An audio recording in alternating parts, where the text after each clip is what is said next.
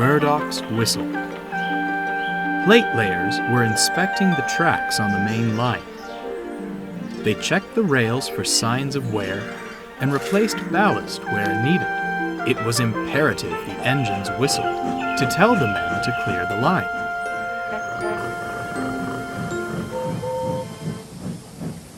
One morning, Gordon arrived at Edward's station, looking rather annoyed.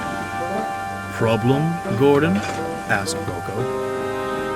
"There is something to be said," Gordon replied, "for quiet engines like you, Boko. I understand we must whistle for the plate layers, but some of it is most excessive. It isn't wrong, of course, but..." Gordon's speech was interrupted by a booming whistle in the distance. It grew longer and louder, and soon Murdoch shrieked through with a heavy goods train.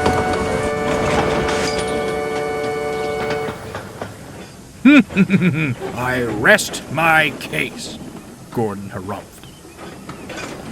Later, Boko found Murdoch resting in the sheds. "If you've come to complain about my whistle," snapped Murdoch, "I've heard quite enough from Gordon already." "I'm not complaining, I'm concerned," Boko interjected. "I've never heard you make such a racket." "This blasted new driver seems to think my whistle's a toy. Blows at any chance he gets. Too long and much too loud," Murdoch shuddered. "I tell him to stop, but he only laughs." I quite understand," murmured Boko. "In my experience, new drivers tend to learn their lesson rather quickly." "It can't happen quickly enough," sighed Murdoch. The plate layers had nearly reached Marin Station. Every day, Murdoch would rush past, whistling well before reaching the men, and long after, too. "You're going to wear him out at this rate," sighed the fireman. "Nonsense," scoffed the driver. "Engines like him are meant for it. Why give him a big, booming hooter if we're not going to use it?" "I don't think you understand which engine you're driving," chuckled the fireman. "He'll never want to whistle again after you're through with him." The fireman was right. Murdoch grew increasingly irritated at the sound of his own whistle, and barely said a word to anyone as he scowled down the line. Boko tried to comfort him, but the other engines weren't as sympathetic. "When do we get some of that peace and quiet you're always moaning about?" teased Henry and James.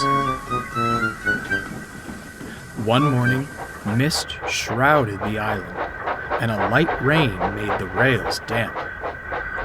As Murdoch set off with his goods, he was struggling to see the line ahead. All too often, his focus was broken by his own whistle. "Will you stop that?"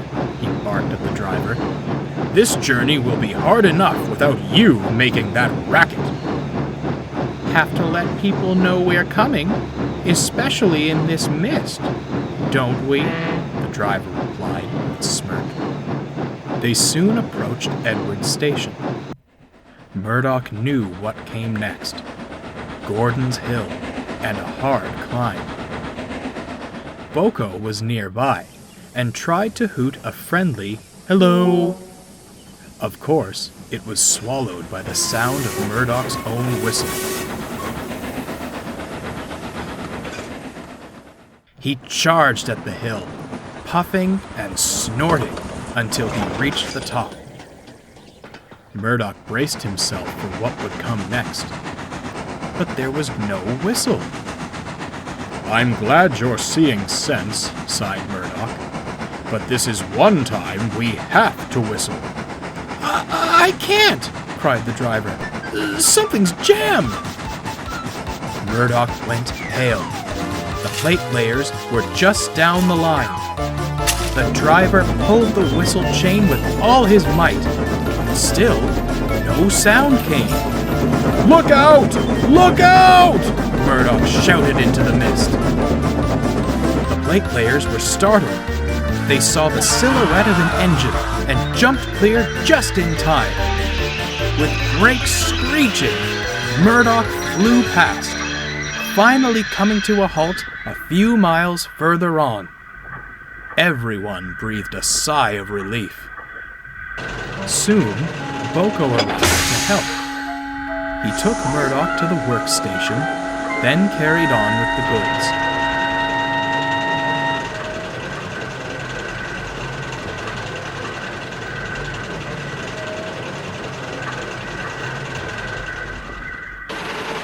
I'd say the lesson has been learned, Boko winked, as he saw the fat controller talking severely to the driver.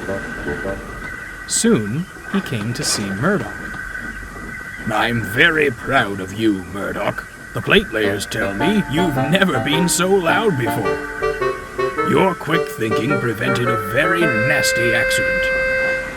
We'll soon have you mended. For now, I'm sure you'll enjoy some whistle-free moments of peace. Thank you, sir, chuckled Murdoch. Sure enough, Murdoch was soon back on the main line. His whistle was working better than ever, and saw far less usage than before. The driver had taken a temporary leave from the footplate. He volunteered to assist the plate layers with repairing the line.